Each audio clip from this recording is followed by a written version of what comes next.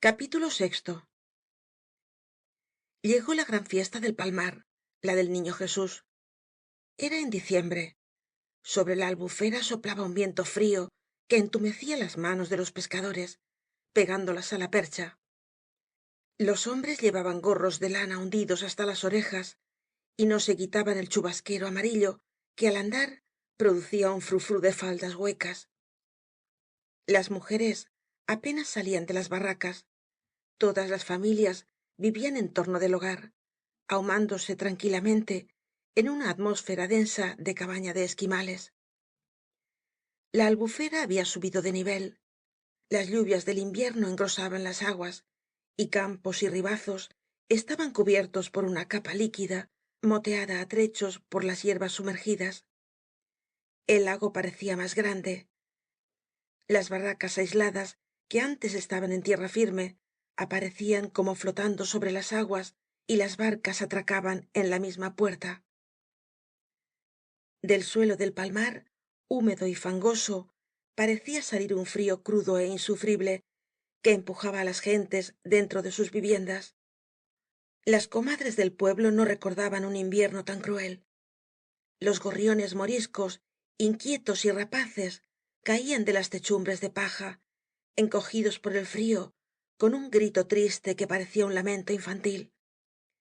Los guardas de la dehesa hacían la vista gorda ante las necesidades de la miseria, y todas las mañanas un ejército de chiquillos se esparcía por el bosque buscando leña seca para calentar sus barracas. Los parroquianos de Cañamél sentábanse en torno de la chimenea y sólo se decidían á abandonar sus silletas de esparto junto al fuego para ir al mostrador en busca de nuevos vasos.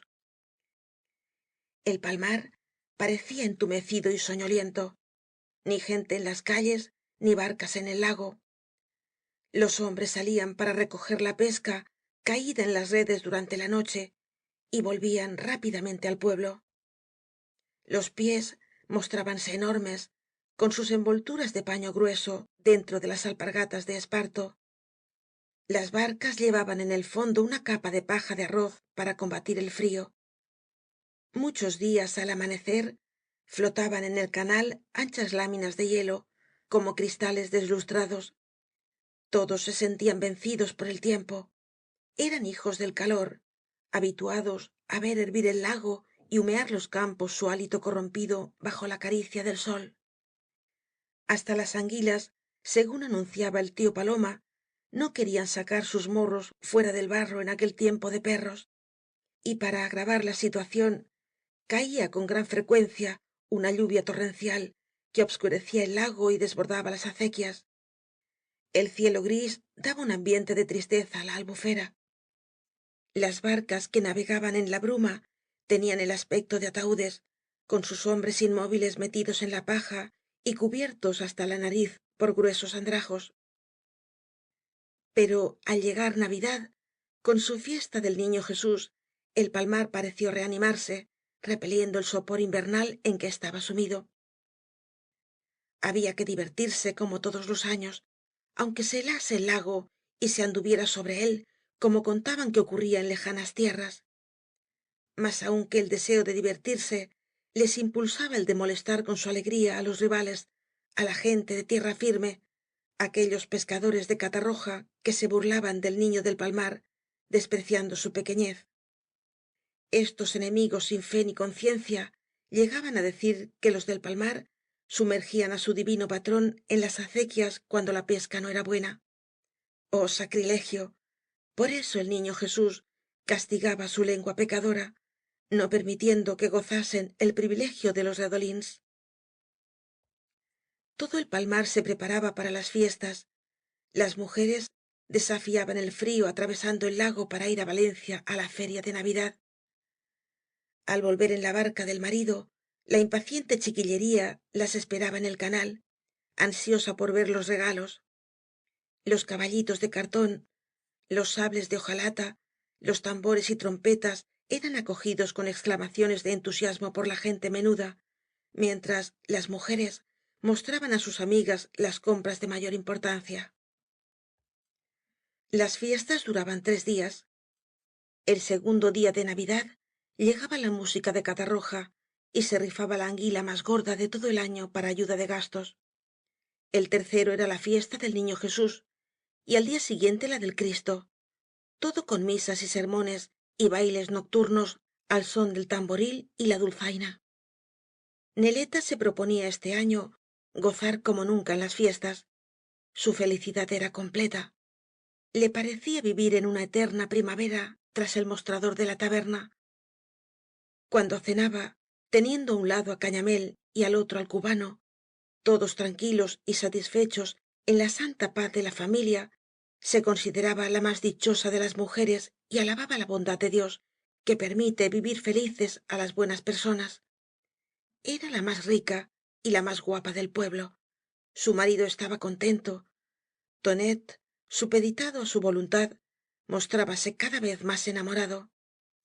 ¿Qué le quedaba por desear? Pensaba que las grandes señoras que había visto de lejos en sus viajes a Valencia no eran de seguro tan dichosas como ella en aquel rincón de barro rodeado de agua. Sus enemigas murmuraban. La samaruca la espiaba. Ella y Tonet, para verse a solas sin excitar sospechas, tenían que inventar viajes a las poblaciones inmediatas al lago. Neleta era la que aguzaba para esto el ingenio, con una facundía que hacía sospechar al cubano si serían ciertas las murmuraciones sobre amores anteriores a los suyos que acostumbraron a la tabernera a tales astucias. Pero ésta se mostraba tranquila ante la maledicencia. Lo que ahora hablaban sus enemigas era lo mismo que decían cuando entre ella y Tonet no se cambiaban más que palabras indiferentes. Y con la certeza de que nadie podía probar su falta, despreciaba las murmuraciones y en plena taberna bromeaba con Tonet de un modo que escandalizaba al tío Paloma.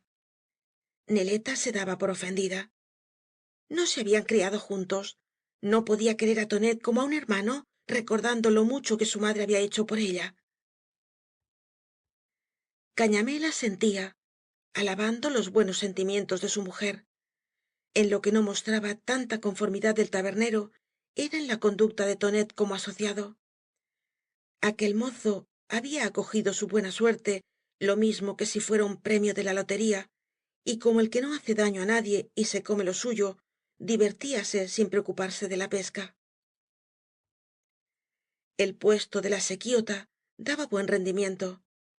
No eran las pescas fabulosas de otra época, pero había noches en que se llegaba muy cerca del centenar de arrobas de anguilas, y Cañamél gozaba las satisfacciones del buen negocio, regateando el precio con los proveedores de la ciudad, vigilando el peso y presenciando el embarque de las banastas. Por este lado no iba mal la compañía, pero a él le gustaba la igualdad, que cada cual cumpliese su deber sin abusar de los demás. Había prometido su dinero y lo había dado. Suyas eran todas las redes, aparejos y bolsas de malla que podían formar un montón tan grande como la taberna. Pero Tonet prometió ayudarle con su trabajo, y podía decirse que aún no había cogido una anguila con sus pecadoras manos. Las primeras noches fué al redolí, y sentado en la barca con el cigarro en la boca, veía cómo su abuelo y los pescadores á sueldo vaciaban en la oscuridad las grandes bolsas, llenando de anguilas y tencas el fondo de la embarcación. Después, ni esto. Le molestaban las noches obscuras y tempestuosas en las que el agua estaba movida y se realizan las grandes pescas. No gustaba del esfuerzo que había que hacer para tirar de las redes pesadas y repletas. Le causaba cierta repugnancia la viscosidad de las anguilas escurriéndose entre las manos, y prefería quedarse en la taberna o dormir en su barraca. Cañamél, para animarlo con el ejemplo, echándole en cara su pereza, se decidía algunas noches á ir al redolí, tosiendo y quejándose de sus dolores. Pero el maldito bastaba que hiciese él este sacrificio para que mostrase mayor empeño en quedarse, llegando en su desvergüenza á manifestar que Neleta tendría miedo si se veía sola en la taberna. Era cierto que el tío Paloma se bastaba para llevar adelante el negocio. Nunca había trabajado con tanto entusiasmo como al verse dueño de la sequidta. Pero, ¡qué demonio! El trato era el trato, y a Cañamél le parecía que el muchacho le robaba algo viéndolo tan satisfecho de la vida y despegado por completo de su negocio. Qué suerte la de aquel bigardo. El miedo á perder la sequidta era lo único que contenía al tío Paco. Mientras tanto, tonet, viviendo en la taberna como si fuese suya, engordaba sumido en aquella felicidad de tener satisfechos todos sus deseos con sólo tender la mano. Se comía lo mejor de la casa, llenaba su vaso en todos los toneles, grandes y pequeños, y alguna vez, con loco y repentino impulso, como para afirmar más su posesión, se permitía la audacia de acariciar á Neleta por debajo del mostrador, en presencia de Cañamél y estando á 4 pasos los parroquianos, entre los cuales había algunos que no les perdían de vista.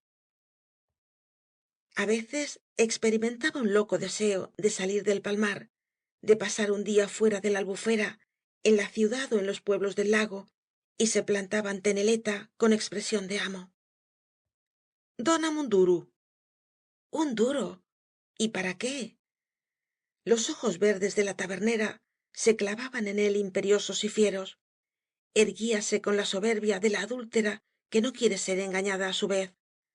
Pero, al ver en la mirada del mocetón únicamente el deseo de vagar, de desentumecerse de su vida de macho bien cebado, Neleta sonreía satisfecha y le daba cuanto dinero pedía, recomendándole que volviese pronto.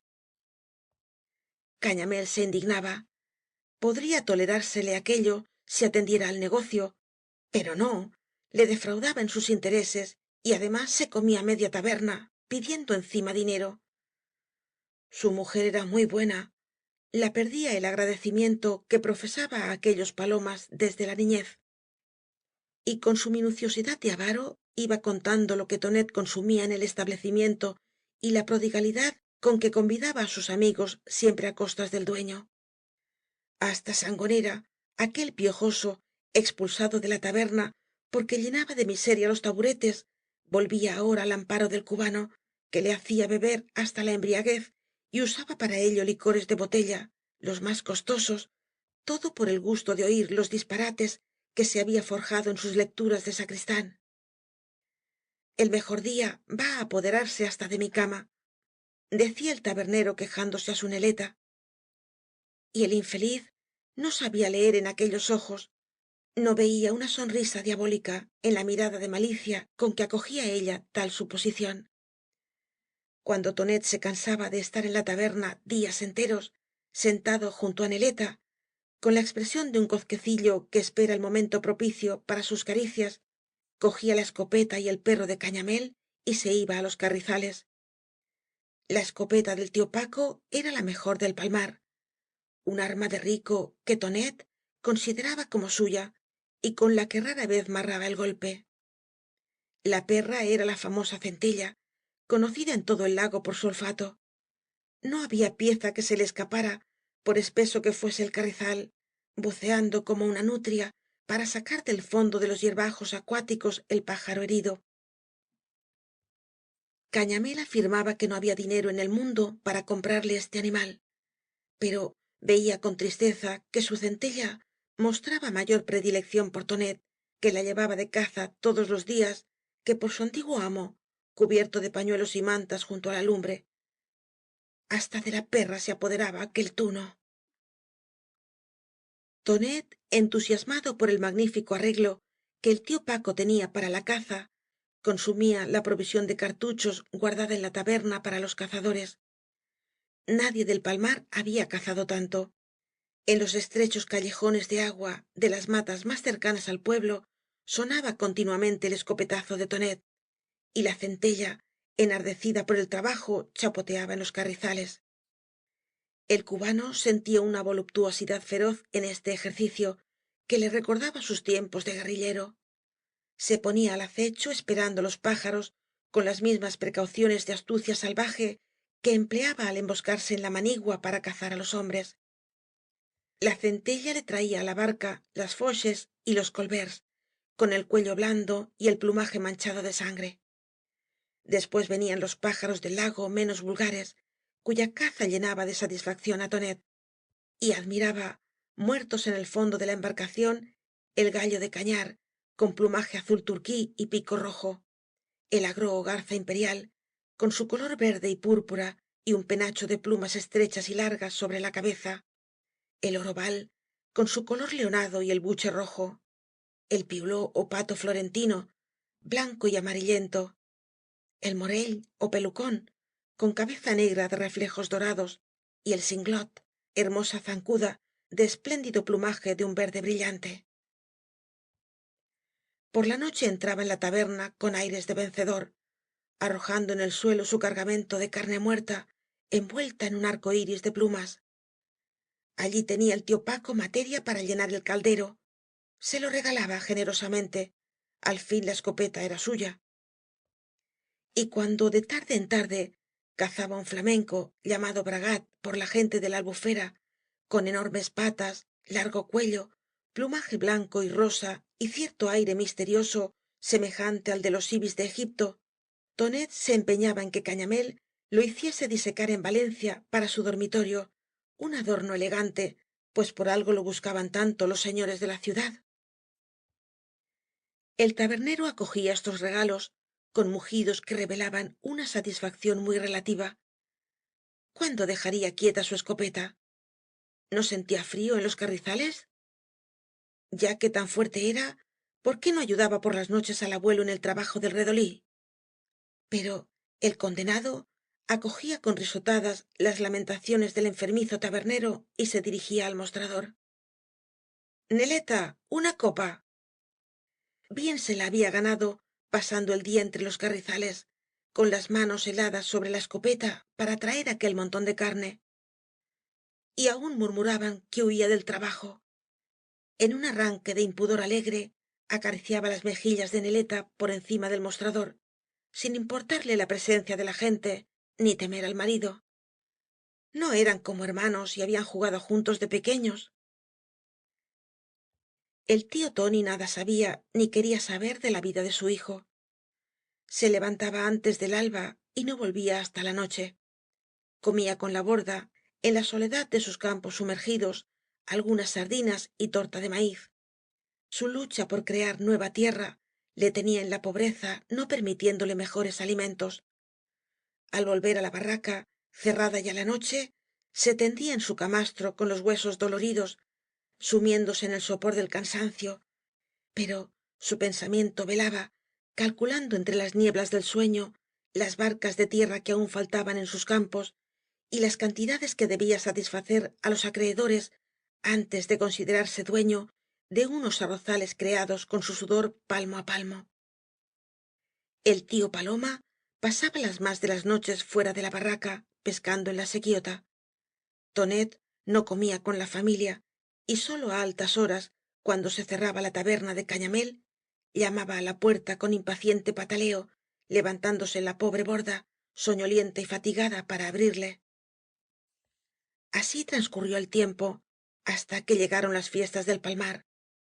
La víspera de la fiesta del Niño, por la tarde, casi todo el pueblo se agolpó entre la orilla del canal y la puerta trasera de la taberna de Cañamél. Era esperada la música de Catarroja y el principal aliciente de las fiestas, y aquel pueblo, que durante el año no oía otros instrumentos que la guitarra del barbero y el acordeón de Tonet, estremecíase al pensar en el estrépito de los cobres y el zumbido del bombo por entre las filas de barracas. Nadie sentía los rigores de la temperatura. Las mujeres, para lucir sus trajes flamantes, habían abandonado los mantones de lana y mostraban los brazos arremangados, violáceos por el frío. Los hombres llevaban fajas nuevas y gorros rojos ó negros que aún conservaban los pliegues de la tienda. Aprovechando la charla de sus compañeras, se escurrían hasta la taberna, donde la respiración de los bebedores y el humo de los cigarros formaba un ambiente denso que olía a lana burda y alpargatas sucias. Hablaban á gritos de la música de Catarroja, asegurando que era la mejor del mundo. Los pescadores de allá eran mala gente, pero había que reconocer que música como aquella no la oía ni el rey. Algo bueno habían de tener los pobres del lago. Y al notar que en la ribera del canal se arremolinaba la gente, lanzando gritos anunciadores de la proximidad de los músicos. Todos los parroquianos salieron en tropel y la taberna quedó vacía. Por encima de los cañares pasaba el extremo de una gran vela. Al aparecer en un recodo del canal el laúd que conducía á la música, la muchedumbre prorrumpió en un grito, como si la enardeciera la vista de los pantalones rojos y los blancos plumeros que ondeaban sobre los morrioncillos. La chavalería del pueblo, siguiendo la costumbre tradicional, luchaba por apoderarse del bombo. Metíanse los mozos agua adentro en aquel canal de hielo líquido, hundiéndose hasta el pecho con una intrepidez que hacía castañetear los dientes á los que estaban en la ribera. Las viejas protestaban: condenats, pillareu una pulmonía. Pero los muchachos abalanzábanse á la barca, se agarraban á la borda, entre las risas de los músicos pugnando porque les entregasen el enorme instrumento. ¡A mí! ¡A mí! Hasta que uno más audaz, cansado de pedir, lo agarró con tal ímpetu que casi fué al agua el gran tambor, y echándoselo al hombro salió de la acequia seguido por sus envidiosos compañeros. Los músicos al desembarcar se formaban frente á casa de cañamél. Desenfundaban sus instrumentos, los templaban, y el compacto gentío seguía á los músicos, silencioso y con cierta veneración, admirando aquel acontecimiento que se esperaba todo un año. Al romper á tocar el ruidoso pasodoble, todos experimentaban sobresalto y extrañeza. Sus oídos, acostumbrados al profundo silencio del lago, conmovíase dolorosamente con los rugidos de los instrumentos que hacían temblar las paredes de barro de las barracas. Pero, repuestos de esta primera sorpresa que turbaba la calma conventual del pueblo, la gente sonreía dulcemente acariciada por la música que llegaba hasta ellos como la voz de un mundo remoto, como la majestad de una vida misteriosa que se desarrollaba más allá de las aguas de la albufera. Las mujeres se enternecían sin saber por qué y deseaban llorar. Los hombres, irguiendo sus espaldas encorvadas de barquero, marchaban con paso marcial detrás de la banda, y las muchachas sonreían á sus novios con los ojos brillantes y las mejillas coloreadas. Pasaba la música como una ráfaga de nueva vida sobre aquella gente soñolienta, sacándola del amodorramiento de las aguas muertas. Gritaban sin saber por qué, daban vivas al niño Jesús, corrían en grupos vociferantes delante de los músicos, y hasta los viejos se mostraban vivarachos y juguetones como los pequeñuelos, que con sables y caballitos de cartón formaban la escolta del músico mayor, admirando sus galones de oro. La banda pasó y repasó varias veces la única calle del Palmar, prolongando la carrera para que el público quedase satisfecho metiéndose en los callejones que quedaban entre las barracas y saliendo al canal para retroceder otra vez á la calle, y el pueblo entero la seguía en estas evoluciones tarareando á gritos los pasajes más vivos del pasodoble. Hubo por fin que dar término á este delirio musical, y la banda se detuvo en la plaza frente á la iglesia. El alcalde procedió al alojamiento de los músicos. Se los disputaban las comadres según la importancia de los instrumentos, y el encargado del bombo, precedido por su enorme caja, tomaba el camino de la mejor vivienda. Los músicos, satisfechos de haber lucido sus uniformes, se arrebujaban en mantas de labriego, echando pestes contra la húmeda frialdad del palmar. Con la dispersión de la banda no se aclaró el gentío de la plaza. En un extremo de ella comenzó á sonar el redoble de un tamboril, y al poco rato se anunció una dulzaina con prolongadas escalas que parecían cabriolas musicales. La muchedumbre aplaudió. Era dimoni, el famoso dulzainero de todos los años, un alegre compadre, tan célebre por sus borracheras como por la habilidad en la dulzaina. Sangonera era su mejor amigo, y cuando el dulzainero venía á las fiestas, el vagabundo no se separaba de él un momento, sabiendo que al final se beberían fraternalmente el dinero de los clavarios. Iba á rifarse la anguila más gorda del año para ayuda de la fiesta. Era una costumbre antigua que respetaban todos los pescadores. El que de ellos cogía una anguila enorme la guardaba en su vivero sin atreverse á venderla. Si alguien pescaba otra más grande, se guardaba ésta y el dueño de la anterior podía disponer de ella. De este modo los clavarios poseían siempre la más enorme que se había cogido en la albufera. Este año el honor de la anguila gorda correspondía al tío Paloma. Por algo pescaba en el primer sitio. El viejo experimentaba una de las mayores satisfacciones de su vida enseñando el hermoso animal á la muchedumbre de la plaza. Aquello lo había pescado él, y sobre sus brazos temblones mostraba el serpentón de lomo verde y vientre blanco, grueso como un muslo y con una piel grasienta en la que se quebraba la luz. Había que pasear la apetitosa pieza por todo el pueblo al son de la dulzaina, mientras los individuos más respetables de la comunidad vendían los números de la rifa de puerta en puerta. tin traballa una vegá, dijo el barquero soltando el animal en brazos de sangonera. Y el vagabundo, orgulloso de la confianza que ponían en él, rompió la marcha con la anguila en los brazos, seguido de la dulzaina y el tambor y rodeado de las cabriolas y gritos de la chiquillería.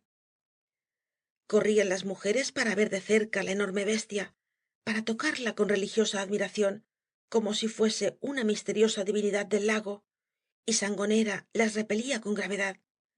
fora fora la iban á corromper con tantos tocamientos, pero al llegar frente á la casa de cañamél creyó que había gozado bastante de la admiración popular. Le dolían los brazos debilitados por la pereza. Pensó que la anguila no era para él y entregándola á la chiquillería se metió en la taberna dejando que siguiera adelante la rifa llevando al frente como trofeo de victoria el vistoso animal. La taberna tenía poco público. Tras el mostrador estaba neleta con su marido y el cubano hablando de la fiesta del día siguiente. Los clavarios eran según costumbre los agraciados con los mejores puestos en el sorteo de los redolins y á tonet y su consocio les correspondía el lugar de preferencia. Se habían hecho en la ciudad trajes negros para asistir á la gran misa en el primer banco y estaban ocupados en discutir los preparativos de la fiesta. En la barca correo llegarían al día siguiente los músicos y cantores y un cura célebre por su elocuencia que diría el sermón del niño jesús ensalzando de paso la sencillez y virtudes de los pescadores de la albufera. Una barcaza estaba en la playa de la dehesa cargando mirto y arrayán para esparcirlo en la plaza y en un rincón de la taberna guardaba el polvorista varios capazos de masclets petardos de hierro que se disparaban como cañonazos. En la madrugada siguiente el lago se conmovió con el estrépito de los masclets como si en el palmar se librase una batalla. Después se aglomeró en el canal la gente mordiendo sus almuerzos metidos entre el pan. Esperaba á los músicos que venían de valencia y se hacía lenguas de la esplendidez de los clavarios. Bien arreglaba las cosas el nieto del tío paloma. Por algo tenía á su alcance el dinero de cañamél. Al llegar la barca correo bajó á tierra primeramente el predicador un cura gordo de entrecejo imponente con una gran bolsa de damasco rojo que contenía sus vestiduras para el púlpito. sangonera impulsado por sus antiguas afabilidades de sacristán se apresuró á encargarse del equipaje oratorio echándoselo á la espalda. Después fueron saltando á tierra los individuos de la capilla musical los cantores con cara de guía y rizadas melenillas los músicos llevando bajo el brazo los violines y flautas enfundados de verde y los tiples adolescentes amarillos y ojerosos con gestos de precoz malicia todos hablaban del famoso all y pebra que se hacía en el palmar como si hubiesen hecho el viaje sólo para comer. La gente les dejaba entrar en el pueblo sin moverse de la ribera quería ver de cerca los instrumentos misteriosos depositados junto al mástil de la barca y que unos cuantos mocetones comenzaban á remover. Los timbales al ser trasladados á tierra causaban asombro y todos discutían el empleo de aquellos calderos semejantes á los que se usaban para guisar el pescado. Los contrabajos alcanzaron una ovación y la gente corrió hasta la iglesia siguiendo á los portadores de las guitarras gordas. A las 10 comenzó la misa. La plaza y la iglesia estaban perfumadas con la olorosa vegetación de la dehesa. El barro desaparecía bajo una gruesa capa de hojas.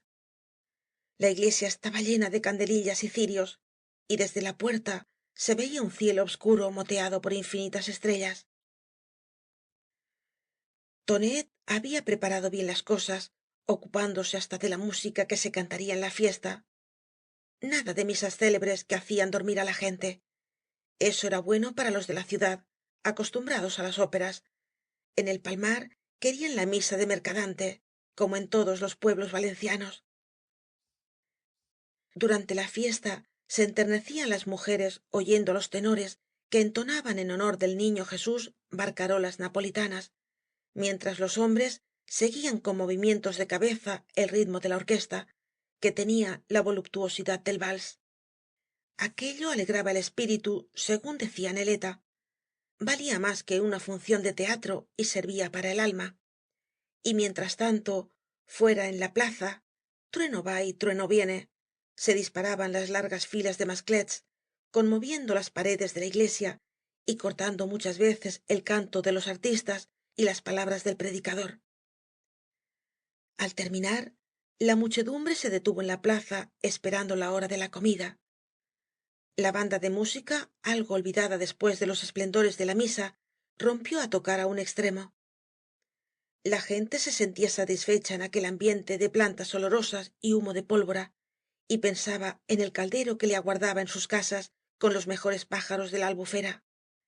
Las miserias de su vida anterior parecían ahora de un mundo lejano al cual no habían de volver. Todo el Palmar creía haber entrado para siempre en la felicidad y la abundancia, y se comentaban las frases grandilocuentes del predicador dedicadas á los pescadores, la media onza que le daban por el sermón y la espuerta de dinero que costaban seguramente los músicos, la pólvora, las telas con franja de oro manchadas de cera que adornaban el portal de la iglesia y aquella banda que los ensordecía con sus marciales rugidos. Los grupos felicitaban al cubano, rígido dentro de su traje negro, y al tío Paloma, que se consideraba aquel día dueño del Palmar. Neleta se pavoneaba entre las mujeres, con la rica mantilla sobre los ojos, luciendo el rosario de nácar y el devocionario de marfil de su casamiento. De Cañamél nadie se acordaba, a pesar de su aspecto majestuoso y de la gran cadena de oro que aserraba su abdomen. Parecía que no era su dinero el que pagaba la fiesta. Todos los plácemes iban á Tonet en su calidad de dueño de la sequióta. Para aquella gente el que no era de la comunidad de pescadores no merecía respeto, y el tabernero sentía crecer en su interior el odio hacia el cubano, que poco á poco se apoderaba de lo suyo. Este mal humor le acompañó todo el día. Su mujer, adivinando el estado de su ánimo, tuvo que hacer esfuerzos de amabilidad durante la gran comida con que obsequiaron en el piso alto de la taberna al predicador y á los músicos. Hablaba de la enfermedad de su pobre Paco, que le ponía muchas veces de un humor endiablado, rogando á todos que le perdonasen. A media tarde, cuando la barca correo se llevó á la gente de Valencia, el irritado Cañamél, viéndose solo con su mujer, pudo soltar toda la bilis. Ya no toleraba por más tiempo al cubano. Con el abuelo se entendía bien, por ser hombre trabajador, que cumplía sus compromisos, pero aquel Tonet era un perezoso, que se burlaba de él aprovechando su dinero para darse una vida de príncipe, sin más méritos que su fortuna en el sorteo de la comunidad. Hasta le quitaba la poca satisfacción que podía proporcionarle gastar tanto dinero en la fiesta. Todos se lo agradecían al otro, como si Cañamél no fuese nadie, como si no saliese de su bolsillo el dinero para la explotación del redolí, y todos los resultados de la pesca no se le debieran á él. Acabaría por echar de su casa aquel vago, aunque perdiese con ello el negocio. Neleta intervenía, asustada por la amenaza. Le recomendaba la calma. Debía pensar que era él quien había buscado á Tonet. Además, á los Palomas los miraba ella como de la familia, la habían protegido en la mala época. Pero Cañamél, con una testarudez de niño, repetía sus amenazas. Con el tío Paloma, bueno, estaba dispuesto a ir a todas partes, pero o tonet se enmendaba o rompía con él. Cada cual en su puesto. No quería partir más sus ganancias con aquel majo que sólo sabía explotarle a él y al pobre abuelo. El dinero le costaba mucho de ganar y no toleraba abusos. La discusión entre los esposos fué tan acalorada que Neleta lloró, y por la noche no quiso ir á la plaza donde se celebraba el baile. Grandes hachones de cera que servían en la iglesia para los entierros iluminaban la plaza. Dimoni tocaba en su dulzaina las antiguas contradanzas valencianas, y la cháquera bella ó el baile al estilo de torrente, y las muchachas del palmar danzaban ceremoniosamente dándose la mano, cruzándose las parejas, como damas de empolvada peluca que se hubieran disfrazado de pescadoras para bailar una pavana á la luz de las antorchas. Después venía el y el dos, baile más vivo, animado por coplas, y las parejas saltaban briosamente, promoviéndose una tempestad de gritos y relinchos cuando alguna muchacha, al girar como una peonza, mostraba sus medias bajo la ondeante rueda de los zagalejos. Antes de media noche el frío disolvió la fiesta. Las familias se retiraban á sus barracas, pero quedaron en la plaza los jóvenes, la gente alegre y brava del pueblo, que se pasaba los 2 días de fiesta en continua embriaguez. Presentábanse con la escopeta o el retaco al hombro, como si para divertirse en un pueblo pequeño, donde todos se conocían, fuese preciso tener el arma al alcance de la mano. Organizábanse los albaes. Había que pasar la noche, según la costumbre tradicional, corriendo el pueblo de puerta en puerta, cantando en honor de todas las mujeres jóvenes y viejas del palmar, y para esta tarea los cantadores disponían de un pellejo de vino y varias botellas de aguardiente. Algunos músicos de catarroja, muchachos de buena voluntad, se comprometieron á corear la dulzaina de dimoni con sus instrumentos de metal, y la serenata de les albaes comenzó á rodar en la noche obscura y fría, guiada por una antorcha del baile. Toda la juventud del palmar, con su vieja arma al hombro, marchaba en apretado grupo tras el dulzainero y los músicos, que agarraban sus instrumentos con la manta, temiendo el frío contacto del metal. Sangonera cerraba la comitiva cargado con el pellejo del vino. Con frecuencia creía llegado el momento de echar la carga en el suelo y preparaba el vaso para refrescar. Comenzaba la copla uno de los cantores, entonando los 2 primeros versos con acompasado baqueteo del tamborcillo, y le contestaba otro completando la redondilla. Generalmente los 2 últimos versos eran los más maliciosos, y mientras la dulzaina y los instrumentos de metal saludaban la terminación de la copla con un ruidoso ritornelo, la gente joven prorrumpía en gritos y agudos relinchos y hacía salva disparando al aire sus retacos. El diablo que durmiera aquella noche en el palmar. Las mujeres desde la cama seguían mentalmente la marcha de la serenata, estremeciéndose con el estrépito y el tiroteo, y adivinaban su paso de una puerta á otra por las alusiones mortificantes con que saludaban á cada vecino. En esta expedición el pellejo de sangonera no permanecía quieto mucho tiempo. Los vasos circulaban por los grupos, aumentando el calor en medio de la helada noche, y los ojos eran cada vez más brillantes, así como las voces se hacían roncas. En una esquina 2 jóvenes fueron á las manos por cuestión de quién debía beber antes, y después de abofetearse se separaron algunos pasos apuntándose con las escopetas. Todos intervinieron y á golpes les quitaron las armas. A dormir. Les había hecho daño el vino. Debían irse á la cama. Y los de les albaes siguieron adelante con sus cantos y relinchos. Estos incidentes entraban en la diversión, todos los años ocurrían. A las 3 horas de lento paso por el pueblo todos iban borrachos. Dimoni, con la cabeza pesada y los ojos cerrados, parecía estornudar en la dulzaina, y el instrumento gemía indeciso y vacilante como las piernas del tañedor. Sangonera, viendo el pellejo casi vacío, quería cantar, y coreado por un continuo fora, fora, entre silbidos y relinchos, improvisaba coplas incoherentes contra los ricos del pueblo. No quedaba vino, pero todos confiaban en dar fondo á la mitad de su viaje frente á casa de Cañamél, donde renovarían la provisión. Cerca de la taberna, obscura y cerrada, los de los albaes encontraron á tonet envuelto en la manta hasta los ojos y enseñando por bajo de ella la boca del retaco. El cubano temía la indiscreción de aquella gente. Recordaba lo que él había hecho en noches iguales y creía contenerlos con su presencia.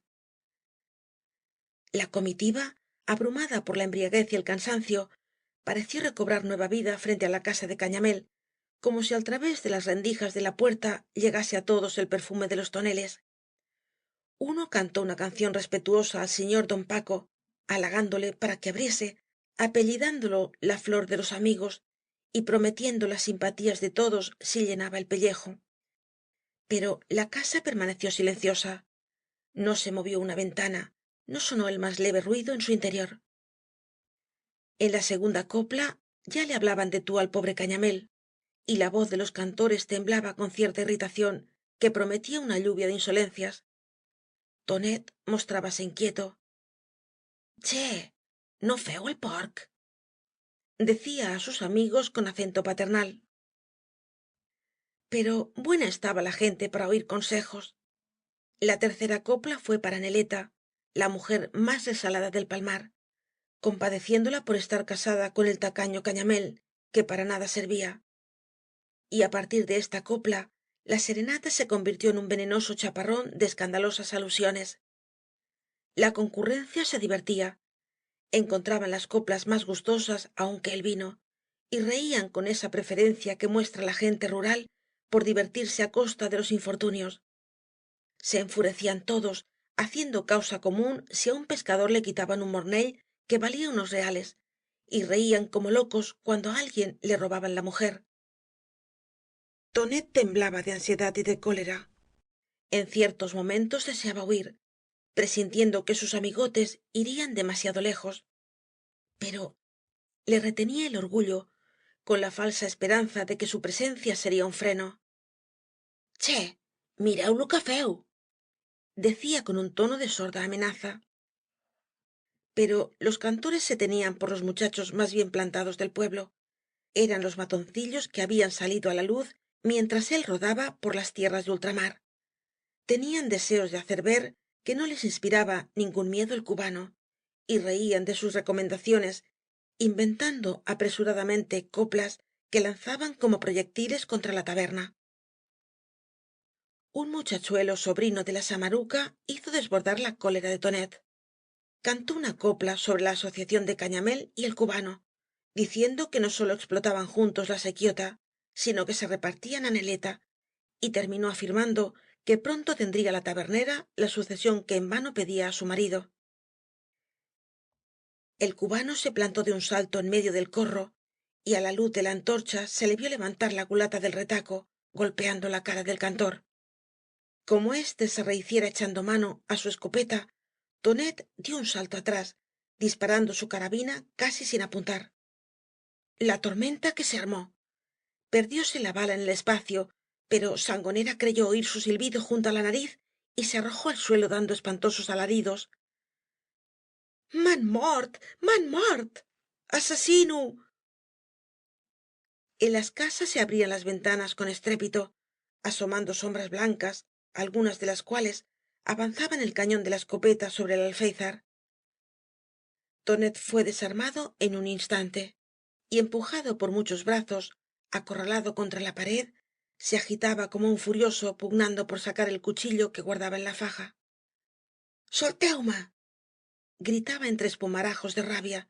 Solteu-me, a eixe pillo el mato yo. El alcalde y su ronda, que seguían de cerca les albaes presintiendo el escándalo, se mezclaron entre los combatientes. Al pare Miquél, con gorra de pelo y carabina, comenzó á repartir culatazos con la satisfacción que le causaba pegar impunemente ejerciendo de autoridad. El cabo de los carabineros se llevó á tonet hacia su barraca, amenazándole con el mauser, y al sobrino de la samaruca lo metieron en una casa para lavarle la sangre del culatazo. Sangonera dio más que hacer. Seguía revolcándose en el suelo, asegurando entre berridos que estaba muerto.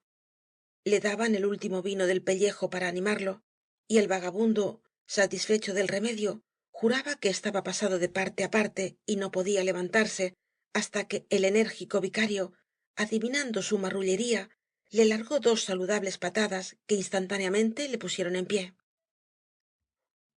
El alcalde ordenó que les albaes siguieran su marcha. Ya habían cantado bastante á Cañamél.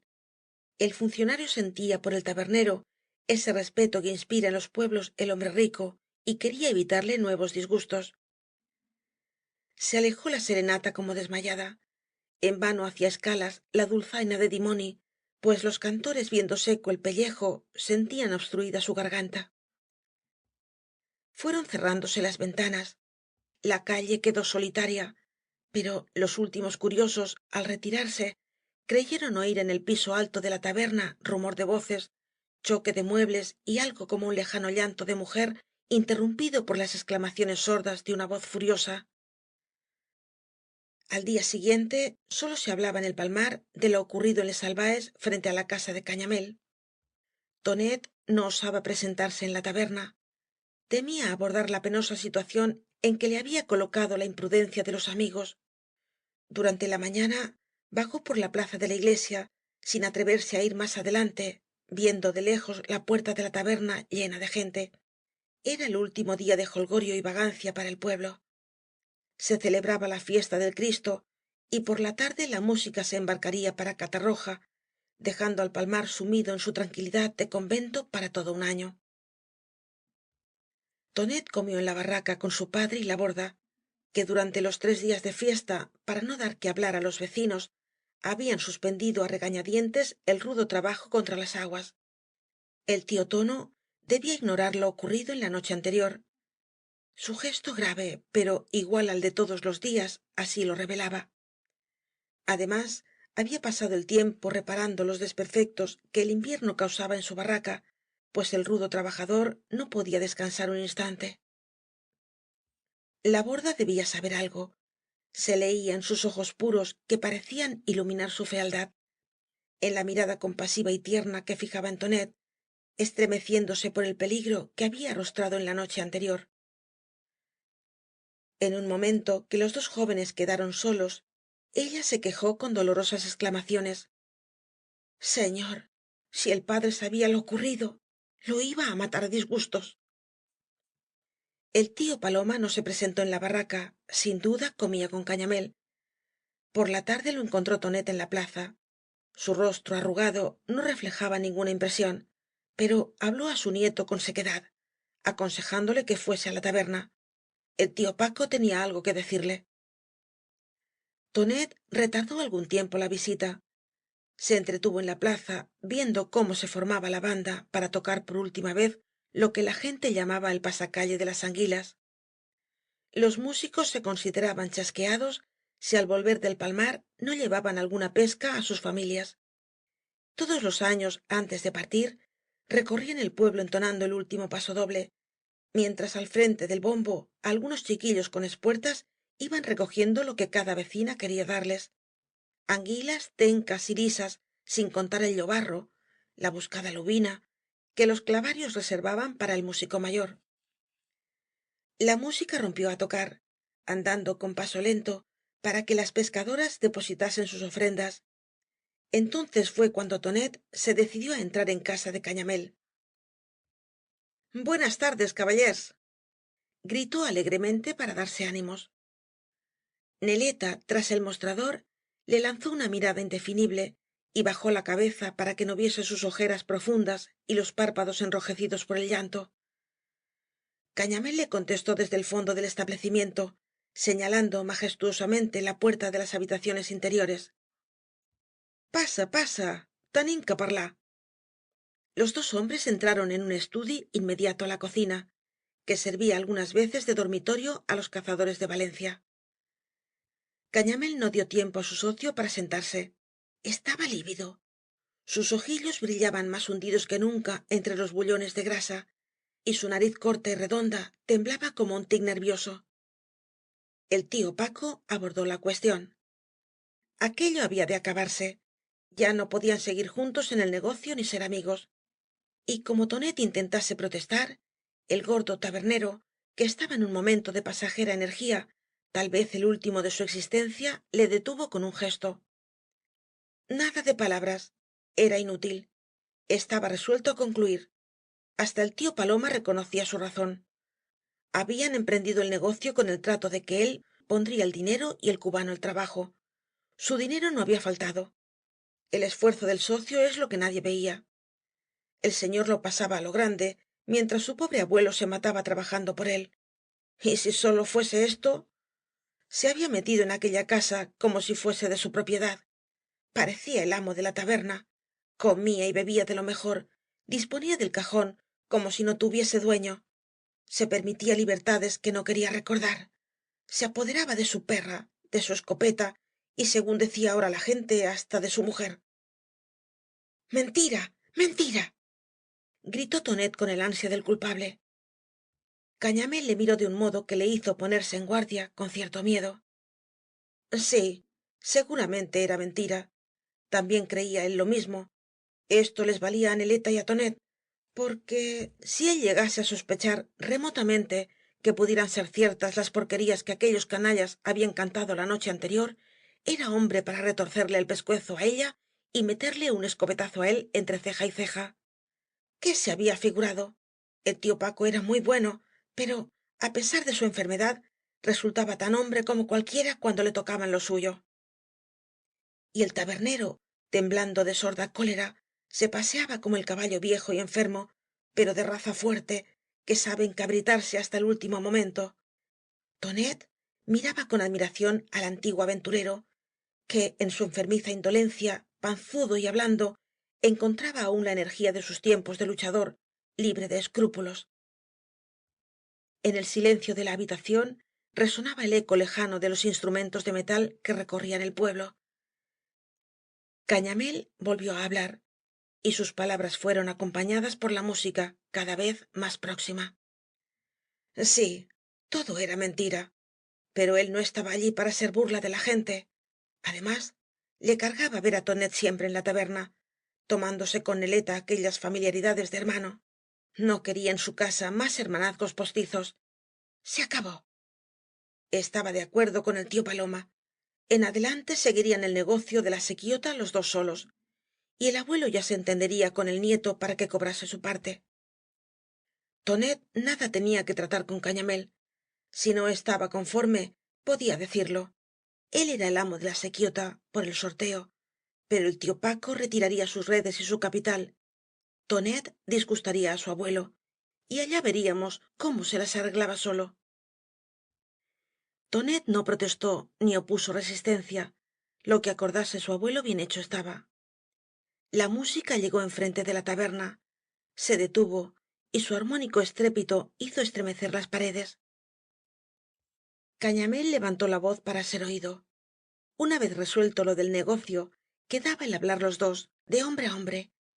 Y él con su autoridad de marido, que no quiere que se le rían, y de hombre que cuando era preciso sabía poner en la puerta a un parroquiano molesto, ordenaba a Tonet que no se acercase más por la taberna. Lo entendía bien. Se acabó la amistad. Era lo más acertado para impedir murmuraciones y mentiras. La puerta de aquella casa debía ser en adelante para el cubano tan alta como el Miguelete de Valencia. Y mientras los trombones lanzaban sus rugidos á la puerta de la casa, Cañamél erguía su figura casi esférica sobre las puntas de los pies y elevaba el brazo al techo para expresar la altura enorme, inconmensurable, que en adelante había de separar al cubano del tabernero y su mujer.